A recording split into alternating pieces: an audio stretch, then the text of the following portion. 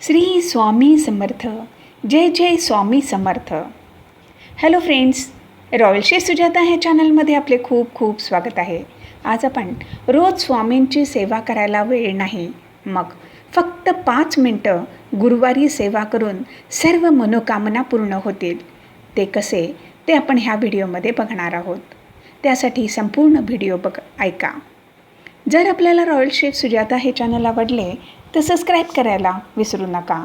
Bell आयकॉनवरती click करा, like करा, share करा. कॉमेंट सेक्शनमध्ये आपले मत लिहायला विसरू नका.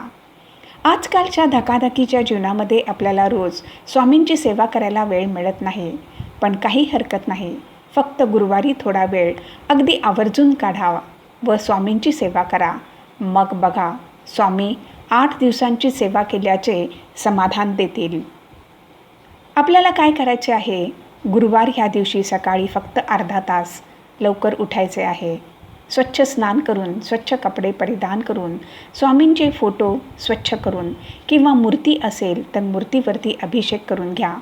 मग दिवा अगरबत्ती लावून फुले अर्पित करा. खडी साखरेचा नैवेद्य ठेवा. आपल्याला वेळेचं बंधन असेल तर फक्त 11 वेळा तारक मंत्र म्हणू शकता किंवा श्री स्वामी समर्थ ह्या मंत्राचा 108 वेळा जाप करू शकता. आपण मंत्र जाप करताना संपूर्ण निष्ठेने मनोभावे करावा. तसेच मंत्र जाप करताना मोठ्या आवाजात करावा, म्हणजे आपल्याला तो कानांनी ऐकला पाहिजे. जर आपण मंत्र जाप मनातल्या मनात केला तर आपले मन दुसरीकडे भरकटले जाते. वेगवेगळे विचार मनात येतात. म्हणून मंत्र जाप करताना मोठ्या आवाजात करावा. त्यामुळे आपल्याला आत्मविश्वास वाढेल.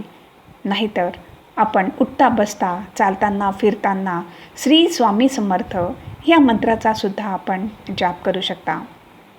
आपल्याला शक्य असेल तर श्री स्वामी चरित्र म्हणजेच चरित्र सारामृतमधील रोज 3 अध्याय वाचन करा किंवा ते पण शक्य नसेल तर 14वा व 18वा अध्याय वाचन करावा. त्यामुळे आपल्याला गुरु प्रबळ होतो, म्हणजेच आपल्या गुरुग्रहाला पाठबळ मिळते व गुरु स्ट्रॉंग होतो. गुरुचरित्रामधील अध्याय 14 व 18 हे दोन्ही अध्याय खूप प्रभावी आहेत. आपण रोज नाही पण गुरुवारी तरी स्वामींच्या मठात किंवा दत्त मंदिरामध्ये जाऊन दर्शन घ्यावे. तसेच औदुंबरच्या वृक्षाला प्रदक्षिणा मारायला विसरू नका.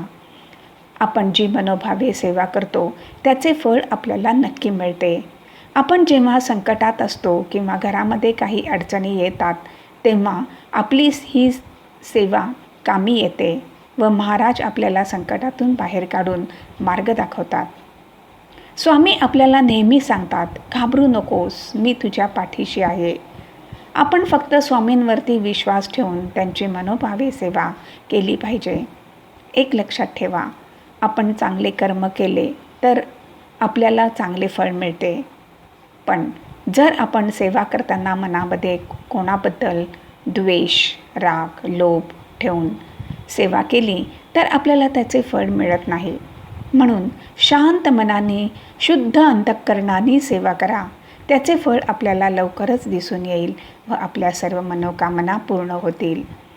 तुम्ही प्रत्येक गुरुवारपासून सेवा करायला सुरुवात करा, म्हणजे तुम्हाला आपोआप ती सवय लागेल.